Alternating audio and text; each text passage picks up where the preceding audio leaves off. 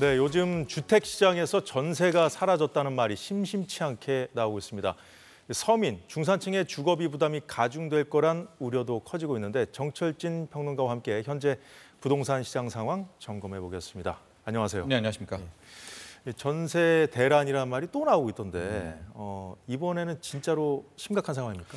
그러니까 현재까지만 놓고 보면 대란이라는 표현은 아직은 맞지 않습니다. 그러나 지금이 중요한 변곡점이다. 갈림길에 서 있다. 이렇게 그렇군요. 평가하고 분석하는 것이 맞다. 이렇게 보여지는데요. 서울이 좀 심하죠? 그렇습니다. 실제 통계를 좀 분석해 볼 필요가 있을 텐데 팩트적으로 보면 현재 이제 전세 가격은 53주, 서울만 따져 놓고 봅니다. 53주 연속 계속해서 오르고 있습니다.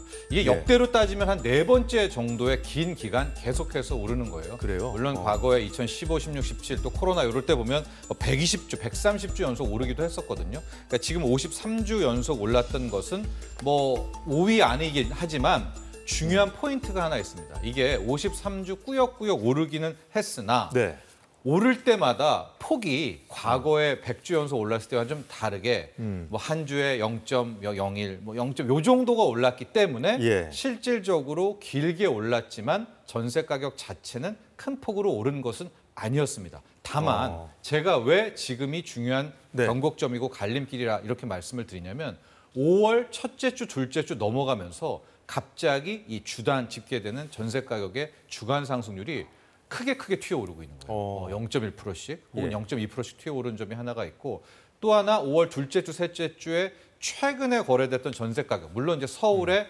마용성들, 강남 쪽이기는 하지만 1년 전에 비해 뭐 10%, 많게는 16% 이상 전세 가격이 튀어오른 채 신규 계약이 된 그런 사례들이 있기 때문에 여기에서 좀 더 가게 된다면 이제는 뭐 길게 오른 것뿐만이 아니라 전세 가격 자체도 상당폭 빠르게 가격 자체도 급등할 수 있겠다. 이래서 갈림길, 변곡점이라는 표현을 쓴 거예요. 지금 말씀하신 가격 자체라는 게 매매가 말씀은 아닌 거죠? 전세 가격입니다. 왜냐하면 부동산 시장은 여전히 침체되어 있는 상황이에요. 이제 뭐 집값이 여전히 고점이라는 인식이 아직 강하고 그런데 이제 왜 그 전세가만 이렇게 오르는 것인가?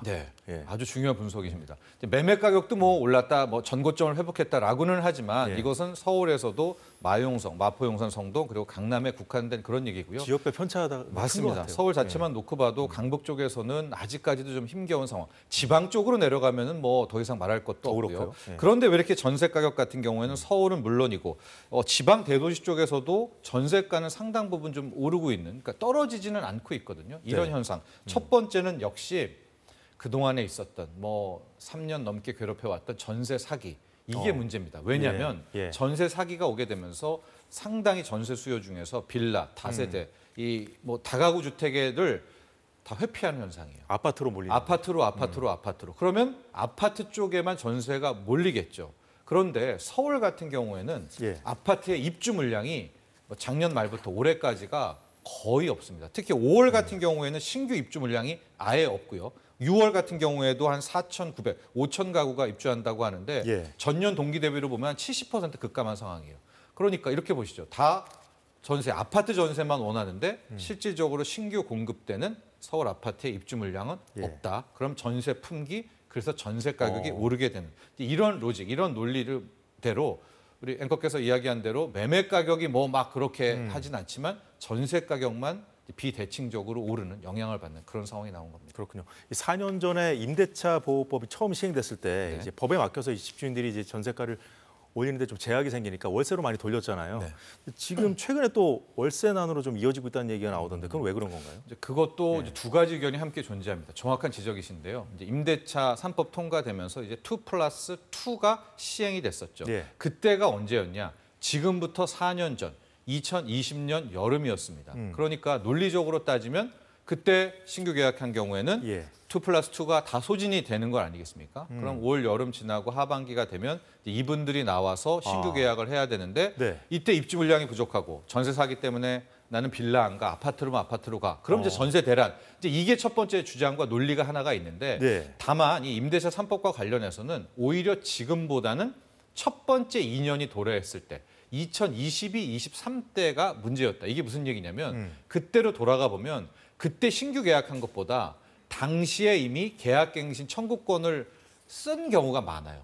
그럼 그쵸. 그분들은 네. 이미 그때 많이 2022년에 맞아요. 2022년에 한번 떨었을 거 아니겠습니까? 네네. 그래서 실질적으로 임대차 3법의 이 2+2 사용 이후에 신규 계약 때문에 예. 전세가를 뭐 올린다. 이게 전세가 급등의 요인이 될 가능성과 확률은 좀 낮아 보인다. 그래요? 이런 평가가 더 지배적입니다. 사실 왜 여쭤봤냐면 이제 곧 그 4년 만기가 도래한다고 하더라고요. 네. 7월에서 한 8월 여름이 되죠. 그렇죠. 예, 그래서 4년 전에 이미 많이 앞으로 4년 동안 많이 네. 못 올리니까 많이 올라가 있는 상황인데 네. 여기서 이번에 만기가 도래하면서 더 올라갈지 네. 아니면 이미 어느 정도 반영됐다고 봐야 되는 건지. 맞습니다. 근데 최근에 어떤 그 빌라로 갔던 게 수요까지 몰리면서 더 두고 봐야 되는 건지 좀 궁금해요. 네, 분명히 그게 우려될 사항이긴 하지만 제가 앞서 지적한 대로 예. 모든 게 2+2 쓴 게 아니라 이미 그때 기존의 세입자가 2020년 당시에 이 계약갱시 청구권을 쓰게 되면서 예. 오히려 2022, 23 때 한 번씩 다 털고 갔었다라는 그런 주장이 하나가 있고 예. 지금 같은 상황에서도 이게 지역별 편차가 워낙 크잖아요. 매매가도. 마찬가지로 전세가 역시도 지역별 편차가 크기 때문에 집주인들이 앞으로 4년간 여기서 살아야 되니까 왕창 임대차 3법 때문에 그렇게 전세 가격을 높이 부르기도 역시 집주인의 그 집 해당 집의 구역 자체에도 많은 영향을 미치게 될 겁니다. 자, 어쨌거나 이제 주거비 부담이 커지고 있는 상황인데 이제 정부에서 그 발표한 분석이 안에서 제가 이제 가져와 봤는데요. 여전히 이제 고물가고 고금리잖아요. 네. 그 상황이 지속되고 있는데 이 상황 때문에 가장 타격을 입는 게 저연령대. 네. 뭐 30대, 20대, 40대까지 볼 수 있겠는데 또 전세 거주자로 꼽고 있더라고요. 네. 또 세부적으로 들어가면 30대 그것도 전세 거주자가 피해가 크다고 분석하고 있거든요. 네. 왜 그런 겁니까? 앞서 말했듯이 이제 고금리 같은 경우이기 때문에 전소담보 대출을 받아도 역시 이자 비용이 굉장히 크다라는 그렇죠. 것이 하나가 네. 있겠고요. 또 하나가 이제 2030 같은 경우에는 원래 뭐 다 2030을 이야기하는 것은 아니지만 이제 전세를 그 동안에 어디에서 많이 살았냐면 뭐 빌라라든가 네. 다가구 다세대에서 이제 뭐 사회 초년명도 시작을 하잖아요. 그런데 최근 2, 3년간 있었던 전세 사기 때문에 이분들이 이 빌라나 다세대 다가구로 이제 안 가기도 하고 또 못 가기도 해요. 그럼 어거지로 어디선가 돈을 조달해서 더 조달을 해야 아파트로 되는 가야지 되잖아요. 아파트의 전세 가격은 상대적으로 비싸니까. 예. 그러니까 이 부담이 커질 수밖에 없고 이것이 말씀하신 대로 뭐 사회 초년병이라든가 젊은 층이 많이 있는 거고 또 하나가 아파트 전세도 이제 없어요. 그러면 이분들이 어디로 가야 됩니까? 아파트 월세로 가야. 그러니까 이런 상황이 오면 월세 비용은 더 부담이 크지 않겠습니까? 야, 부담이 그런 점점 더 논리가 커질 수밖에 되겠습니다. 없을 것 같은데 이게 뭐 월급 들어와서 대부분 뭐 이자로 주면 삶의 질이 더 떨어질 수밖에 없잖아요. 네. 이런 문제도 있는 것 같아요. 그렇습니다. 네. 그것도 함께 있겠죠. 네. 예.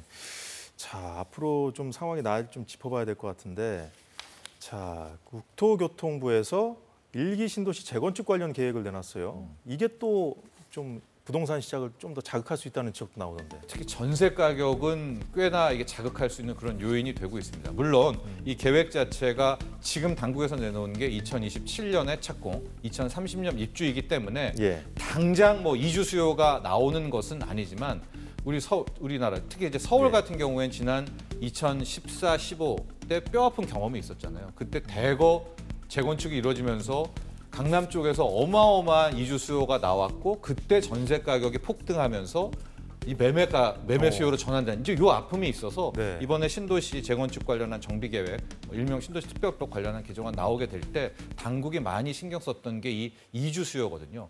실제적으로 뭐 지금 2만 6천 가구 플러스 3만 가구 이야기를 하는데 이분들이 재건축 아파트 지어질 동안 어디서 살아야 되는 거 아닙니까? 그럼 또 어마어마한 이주 수요가 나오겠고 예. 그분들이 나오면 뭐 2027년, 8년, 30년에 전세 대란이 또 나오지 않겠느냐라는 거고 또 하나의 문제가 지금 서울 수도권에서 이제 신도시 재건축과 함께 나와서 하게 되면 이분들을 수용할 수 있는 어디 뭐 없어요. 그러니까 이런 것들이 현실적인 전세 문제. 물량이 없다는. 그렇죠. 현재 어디로 가겠습니까? 지금 서울 수도권은 꽉 차 있는데 그래서 이런 기대했던 점들도 것이 함께 걱정해야 될 것 같아요. 그래서 기대했던 것이 정부에서 발표한 전세 안정화 대책 네. 발표한 것이 아니고 발표를 예고했었는데 연기했죠. 네. 예고했었는데 네. 그래서 좀 기대를 했었거든요. 네.